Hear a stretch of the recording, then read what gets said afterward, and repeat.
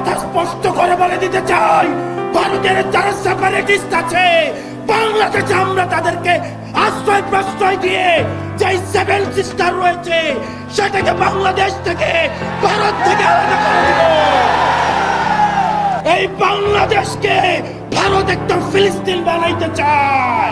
ভারতের seven sisters মানে north east বাংলাদেশের ওই পাশে অবস্থিত, আর এই অঞ্চলের সাথে বাকি ভারতের যোগাযোগ হয় মাত্র 15 কিলোমিটার প্রশস্ত শিলিগুড়ি করিডোর, যেটাকে চিকেন নেক বলা হয়। বিএনপির কিছু কিছু নেতাকর্মী মনে করতেছে আমি বিএনপির শত্রু হয়েছি। আমি বিএনপির পলিটিক্যাল অপোনেন্ট, আমি কখনো বিএনপি করি নাই। আমারে হাসিনার লোকজন বিএনপি কইতো, আর কইতো আমি তারেক রহমানের ট্যাগে খাইয়া হাসিনার বিরুদ্ধে বলি। ভাগ্যের কি নির্মম পরিহাস, আজ বিএনপির লোকেরা বলে আমি জামাতের ট্যাগে খাইয়া বিএনপির বিরুদ্ধে বলি।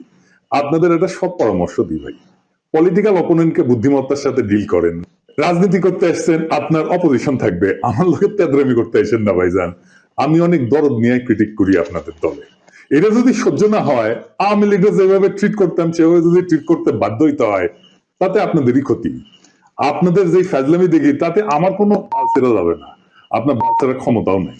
যাই হোক, অনেকে বলে বিএনপির পিছে কেন লাগিছি, উত্তরটা আগে বলছি, আর একটু খুলে বলি। এটা রাজনৈতিক, দার্শনিক, ভূ রাজনৈতিক বিষয় আছে এটার সাথে। আসেন না এটা আমরা খুঁজে দিই, কয়টা প্রশ্ন করি, দেখি এই প্রশ্নগুলো আপনাদের মনে আসছে কিনা কখনো। বাংলাদেশে মুজিবকে কেন স্বৈর শাসক হইয়া উঠতে হয়েছিল? অত্যন্ত জনপ্রিয় নেতা ছিল কিন্তু মুজিব, তারপরেও স্বৈর শাসক হইয়া উঠতে হয়েছিল কেন? জিয়াকে কেন মরতে হইল? সামরিক ব্যাকগ্রাউন্ড থেকে আসা পরেও কেন জিয়াকে স্বৈর শাসক হইতে হয় নাই? কেন জিয়াকে মাইরা ক্ষমতায় এরশাদকে বসাইতে হয়েছিল? কেন এরশাদকে স্বৈর শাসক হইতে হয়েছে? কেন হাসিনাকে ফ্যাসিবাদ কায়েম করতে হয়? এই প্রশ্নগুলো পরিষ্কার উত্তর না পেলে আপনি কখনোই বুঝবেন না বাংলাদেশের সামনে বিপদগুলো কি কি। আপনি বুঝবেন না বিএনপি যায় না হোক আর না যায় না হোক দেশকে কোন গাড্ডায় নিয়ে যাইতেছে, এবং কেন বিএনপির বিরোধিতা করাটা আপনার জন্য ফরজে কিফায়া। এইটা পরিষ্কার ভাবে বোঝার জন্য আপনাদের বাংলাদেশ নিয়ে ইন্ডিয়ার কুরকুরানিটা কেন সেটা বুঝতে হবে। তা না হলে রাজনীতির কোনো হিসাব আপনি মিলাইতে পারবেন না, আর বারবার আপনি এইরকম স্বৈর শাসনের ফ্যাসিবাদের কবলে পড়বেন। আসেন আল্লাহর নামে শুরু করি। আপনি যদি ভারতকে প্রশ্ন করেন আজকের দিনে তার সবচেয়ে ঝুঁকিপূর্ণ সীমান্ত কোনটা, কে তার সবচেয়ে কৌশলগতভাবে গুরুত্বপূর্ণ প্রতিবেশী, পাকিস্তান কিন্তু না, উত্তরটা হইল বাংলাদেশ। বাংলাদেশ কেন ভারতের একটা জীবন্ত দুশ্চিন্তা, সেটা বুঝতে হলে আপনাকে দুইটা জিনিস একসাথে দেখতে হবে। প্রথমত, ভারতের কাছে বাংলাদেশের সবচেয়ে বড় সমস্যা হলো তার ধর্ম, ডেমোগ্রাফি। বাংলাদেশ মুসলমান সংখ্যাগরিষ্ঠ দেশ, এটা তো জানা কথা, কিন্তু আশ্চর্যের ব্যাপার হইলো ভারতের পূর্বাঞ্চলে একসময় মুসলিম মেজরিটি ছিল। আসাম থেকে শুরু করে নাগাল্যান্ড পর্যন্ত পুরানো ক্যাবিনেট মিশন প্ল্যানে পূর্ব ভারত বরাবর মুসলিম সংখ্যাগরিষ্ঠ অঞ্চল হিসেবে বিবেচিত হয়েছে। ক্যাবিনেট মিশন প্ল্যান কি? আসেন এটা একটু খুঁজে দেখি। ক্যাবিনেট মিশন প্ল্যান হচ্ছে 1946 সালে ব্রিটিশ সরকার প্রস্তাবিত একটা সাংবিধানিক পরিকল্পনা, যা ভারত উপমহাদেশের রাজনৈতিক ভবিষ্যৎ নির্ধারণের জন্য গৃহীত হয়। এই পরিকল্পনার মূল উদ্দেশ্য ছিল ভারতকে একটা ফেডারেল কাঠামোর অধীনে ঐক্যবদ্ধ রাখা, যেখানে প্রদেশগুলা ধর্মীয় সংখ্যাগরিষ্ঠতার ভিত্তিতে 3টা গ্রুপে বিভক্ত করা হয়েছিল। গ্রুপে ছিল হিন্দু সংখ্যাগরিষ্ঠ প্রদেশগুলা, যেমন ধরেন মাদ্রাজ, বোম্বে, ইউনাইটেড প্রভিন্স মানে বর্তমানে যেটা উত্তরপ্রদেশ, বিহার, সেন্ট্রাল প্রভিন্স ইত্যাদি। 2 নম্বর গ্রুপ হচ্ছে মুসলিম সংখ্যাগরিষ্ঠ পশ্চিমাঞ্চলীয় প্রদেশসমূহ, যেটা নিয়ে আসলে পশ্চিম পাকিস্তান হয়েছে, যেমন পাঞ্জাব, চীন, বেলুচিস্তান, উত্তর পশ্চিম সীমান্ত প্রদেশ ইত্যাদি। আর 3 নম্বর গ্রুপ হচ্ছে যেটা বাংলাদেশ হয়েছে আজকে, মুসলিম সংখ্যাগরিষ্ঠ পূর্বাঞ্চলীয় দেশ, যেমন বাংলা, আসাম। আসামের মধ্যে হাতছাড়া হয়ে গেছে। ম্যাপে যে সাদা সাদা অংশগুলো দেখতেছেন না, ওইগুলো বলা হয়তো প্রিন্সলি স্টেট, মানে রাজা ছিল, এটা দেখায় দেন সেই রাজ্যগুলোতে সবগুলো কিন্তু ইন্ডিয়া পরে খেয়ে ফেলেছে। আজকের দিনেও পশ্চিমবঙ্গের সরকার হিসেবে 27% মুসলমান জনগোষ্ঠী, আসামে সেটা 34%-এরও বেশি। বিজেপির রাজনীতিতে যে এনআরসি দেখেন না, তারপরে সিএ দেখেন, এগুলো মূলত বাংলাদেশের মুসলিমদের নিয়ে। মুখে বলা হয় পাকিস্তানি বা আফগানদের কথা, কিন্তু ভিতরে ভিতরে ভয়টা হইলো বাংলাদেশের 17 কোটি মুসলমানদের কয়েক শতাংশ যদি চলাচল শুরু করে বর্ডার ক্রস করে, তাহলে গোটা অঞ্চলটার ডেমোগ্রাফি বদলায় যাবে। এই ভয় থেকে সিএ এনআরসি আসামে শুরু হয়, পরে ছড়ায় পরে গোটা ভারতে। সে মনে করে বাংলাদেশের মুসলমানরা ভারতে ঢুকে এই অঞ্চলগুলোকে যদি মুসলমান প্রধান বানায় ফেলে, তাহলে তো সেই রাজ্যগুলোকে রাখতে পারবে না তারা। তো এই ডট থেকে ভারত কি করে, সে 4000 কিলোমিটার কাঁটাতারের বেড়া বানায়। এটা পৃথিবীর সবচেয়ে দীর্ঘ সীমান্ত বেষ্টনী, এবং এইটার এসে দুনিয়ার সবচেয়ে সহিংস বর্ডার বানাইছে। প্রত্যেক মাসে 2-3 জন বাংলাদেশি নিহত হয়। ভারতীয়রা গরু খায় না, বাংলাদেশিরা গরু ভালোবাসে, এই গরু বাণিজ্যেই ঝড়ে প্রাণ। ঘটনা হচ্ছে এই গুলিতে ইন্ডিয়ার কোন নাগরিক আজ পর্যন্ত সীমান্তে মারা যায় না। ভারতের অধিকার আছে বেড়া দেওয়া, ওর মুরগি উই লেজে কাটুক, কিন্তু আমরা বলার কে? রাষ্ট্র চাইলে সীমান্ত বন্ধ রাখতে পারে, কিন্তু বাস্তবতা হইলো বাংলাদেশিরা তো ভারতে যাইতে চায় না, যাইতে চায় মধ্যপ্রাচ্যে, সিঙ্গাপুরে বা অন্য কোথাও। তবে তারা চলমান মানুষ, উদ্যমী পরিশ্রমী মানুষ, তারা চলে যায় সবখানে, এমনকি করাচিতেও। এইখানে আসে দ্বিতীয় সমস্যা, সেটা হইতেছে এই শিলিগুড়ি করিডোর বা চিকেন নেক। আমরা এটা আগেও আলাপ করছি অনেকবার, আসেন আরেকবার একটু আলাপ করে দেখি। ভারতের সেভেন সিস্টার্স মানে নর্থ ইস্ট বাংলাদেশের ওই পাশে অবস্থিত, আর এই অঞ্চলের সাথে বাকি ভারতের যোগাযোগ হয় মাত্র 15 কিলোমিটার প্রশস্ত শিলিগুড়ি করিডোর, যেটাকে চিকেন নেক বলা হয়। এর চারপাশে চীন, ভুটান আর নেপাল।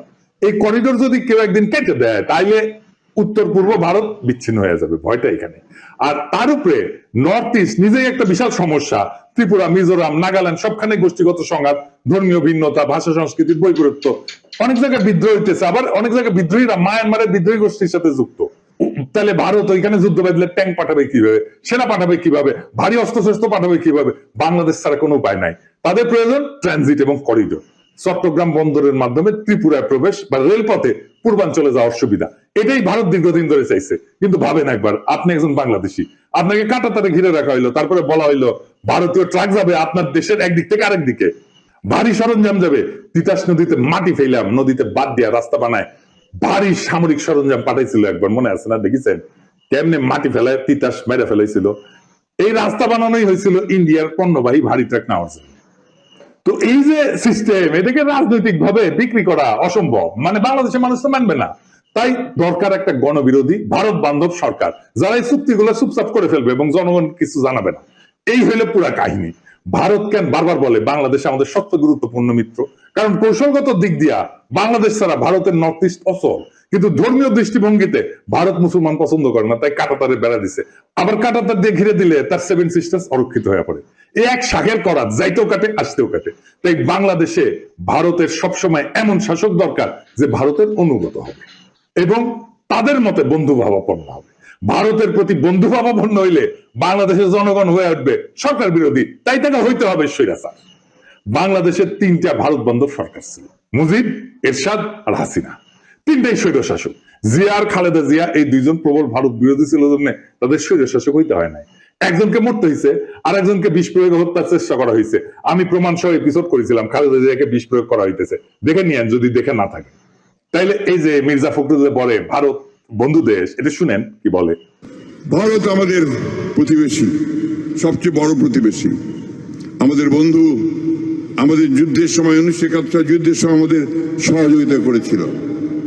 আমরা ভারতের কাছে সবসময় প্রত্যাশা করি যে ভারত বাংলাদেশের মানুষের পাশে দাঁড়াবে। শুনেছেন তো? আর এই যে আমরা যে অভিযোগ করি যে বিএনপির সাথে ইন্ডিয়া সিস্টেম করেছে, এই সিস্টেম যদি করে থাকে তাইলে তো বিএনপির স্বৈরাচার হয়ে উঠবে। বাংলাদেশের স্বৈরাচার হয়ে ওঠার সব শাসক ধ্বংস হয়েছে।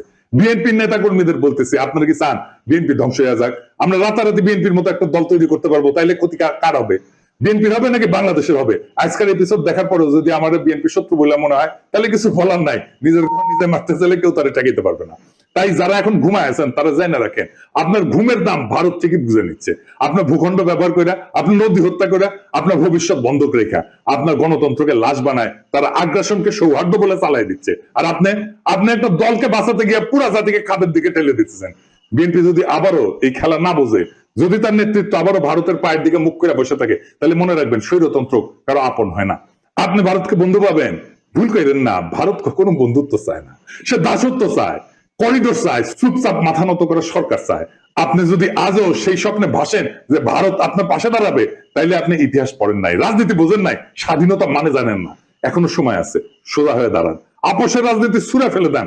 যারা আপনার সমালোচনা করতেছে তাদের ভয় করেন না, বিবেকটা বরং আপনার জাগ্রত করেন। কারণ আজকের দিনে সত্য বলা মানে বিদ্রোহ করা, আর এই বিদ্রোহ যদি শেষ আশ্রয় হয়, তবে আমি গর্ব করে বলি ইনকিলাব জিন্দাবাদ।